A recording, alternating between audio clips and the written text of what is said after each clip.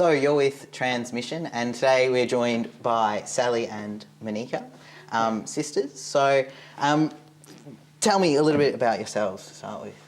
Oh, born at a young age, the obvious answer to that. First dressed as opposite gender when I was age 4 or 5. I've gone through life hiding it, fighting it. Decided one day that I should come out. That was near 5 years ago. And over the last 2 years, I've had the blessing of having my sister as a good support for me. So as I've started to transition on hormones, and I just go where I want now. I'm happy. So you first started, I suppose, when you were about 4, sort of realised that things were a bit different, maybe? Slightly different. I knew there was something different within myself. I had this need, or desire, it wasn't a desire, it was a need to dress in female clothing as a young guy. And as I got older, the needs grew with me to the point where it became, I guess, a family problem, which Manika can probably fill in some of the problem side of it, because I didn't see a problem. I was caught often, and it progressed, went through the children's hospital with psychiatric assessments and things. This psychiatrist was going to cure me. How did they go? Don't you love it? It worked. I'm still me. That was the thinking of the day in the 60s. I will cure him. I heard that across the desk to my parents in front of me. And I don't like this idea. From what I've been told, I said nothing to the psychiatrist for an hour. So he lost. And I've won because I've still got a life, and I've got a happy life. And I'm doing what I want to do, being myself, Sally. I'm still technically, legally a guy, but I don't let that worry me. So, so throughout your childhood, you were still, you were dressing sort of in women's clothing and things like that. And then you said that it was about 5 years ago that you actually started living as Sally. So sort of what happened in between from sort of, young adulthood and things like that? In the early 70s, I went to Torquay and surfed. Ended up drinking too much. Ended up using too many illicit drugs. Smoked too much dope, marijuana, call it what you will. Ended up on LSD for 6 months, 5 days a week, popped little LSD tablets.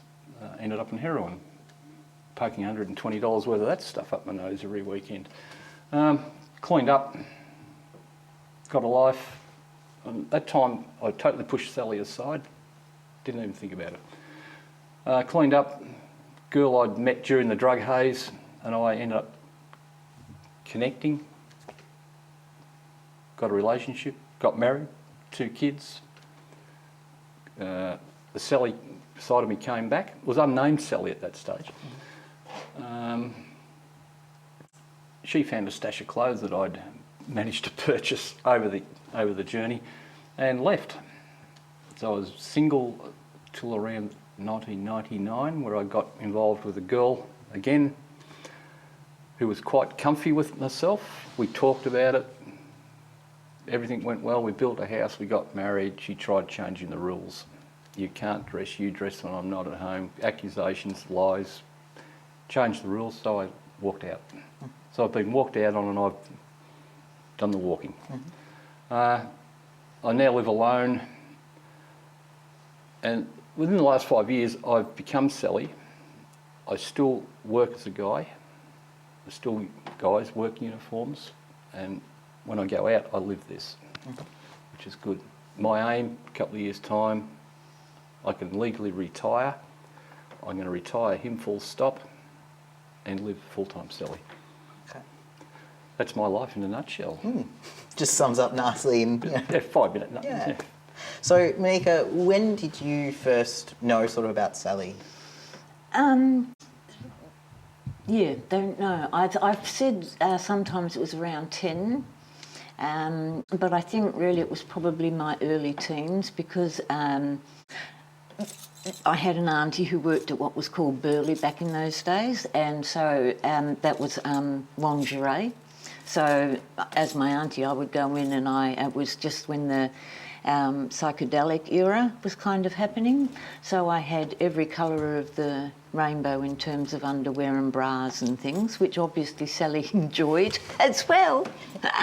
But as a child, not being able to communicate about that was actually very unnerving, because I'd go and it would be like my underwear and stuff would be missing.